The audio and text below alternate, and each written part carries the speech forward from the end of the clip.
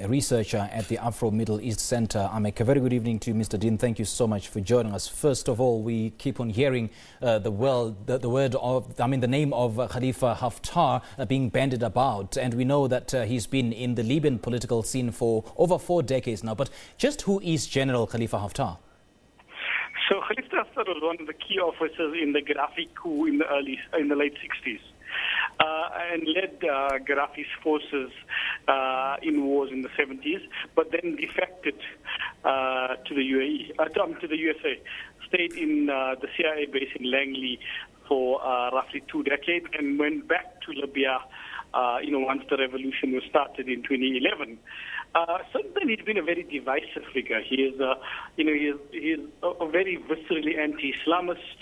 Has sought to militarily control much of the country and launched what we call Operation Dignity in 2014 to try and seize the initiative after the coup in Egypt to try and gain influence. And his Operation Dignity has been supported by the UAE, by France, by Egypt. It took initially very long for him to gain a foothold, but with the support of these 3 external powers, he's captured much of the east, much of the south, and as we see now, he's marching on Tripoli.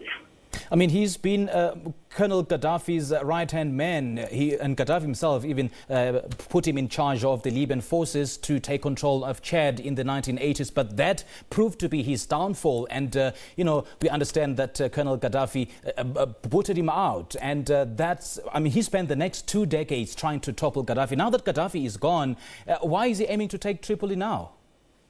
I think it's 2 things. One is the situation. He sees this, especially after 2014 when he launched his campaign, it was a situation wherein, anything to do with political Islam or participatory political Islam was ridiculed. And so he basically used that to argue that the whole of the Tripoli government were terrorists, similar to what the Egyptians tried or have successfully done in Egypt, or the Sisi regime. And so that's why he was able to get this regional support. So there's a regional support component, there's an anti-Islamist component, and there's the fact that Libya has been in chaos since the overthrow of Muammar Gaddafi, and many do want stability, even though this may come at the cost of Just how strong are his forces, and what are the chances of Libya tumbling back into a state of a bloodbath? His forces, are strong in the sense that they've captured much of the east, much of the south. But he doesn't necessarily have one force. It's the Libyan National Army, as you would call it, is more a militia force and combining a whole lot of other tribal forces, regional forces. So, it's not necessarily a strong force, and they're not necessarily united. And this is the reason why, most people are very fearful of the fact that there could be another civil war or intensification of the civil war, because, until now, he's not really faced much force in terms of an actual military hardware threat force. Whereas the Tripoli and the Misratan militia, which, have vowed to defend Tripoli, these forces are, a lot more powerful than previous militia groupings that he faced.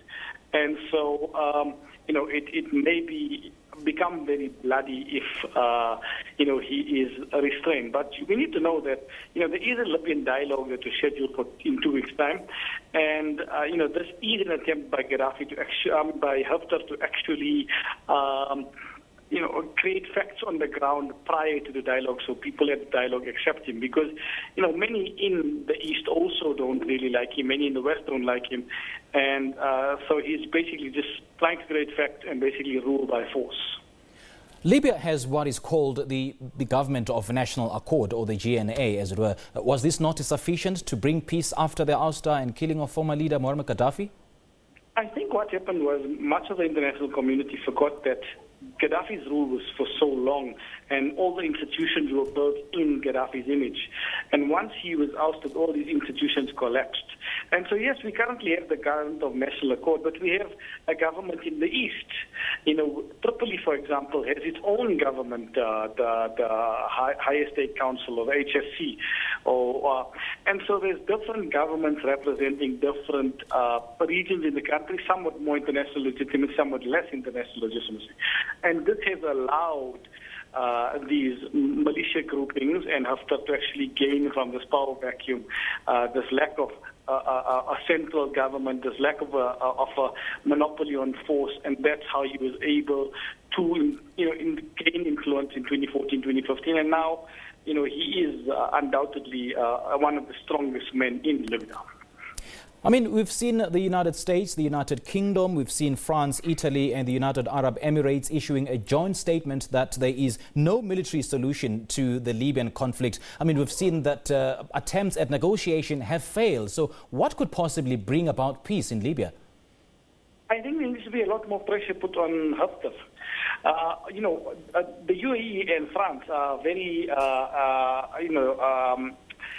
contradictory in what they are doing. They're calling for peace, but yet empowering the general with their own interests. So the only way to come up with a solution is to allow for the dialogue, to allow for a process of Libyans, and for that, to negotiate the future. For that to happen, Khalifa Haftar has to be restrained, because he does seem to be intent and hell-bent on using force to gain control of the country. And this, does risk spiraling the country deeper into conflict, deeper into instability, and instability that, Algeria around the corner has its own leadership transition. So, it may actually be worse now than previously in terms of, groupings destabilizing the Sahel and coming downward. Is the civil war about oil, though?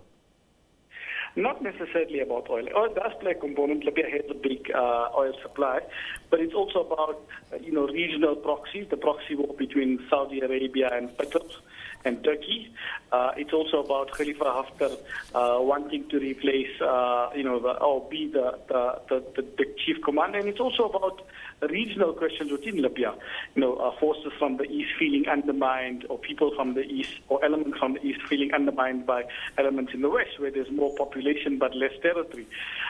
So there's these different components that influence the conflict. But right now, it just seems to be a renegade general who believes that force, is the main means of control, because there is no real government in Libya. And we're still yet to see whether there are any hidden foreign forces at play here. Mr. Deen, thank you so much for your time. We appreciate it. Ebrahim Deen is a researcher at the Afro-Middle East Centre-AMEC, speaking to us live on the line. This is the Globe on SABC News. We have more news shortly after this break.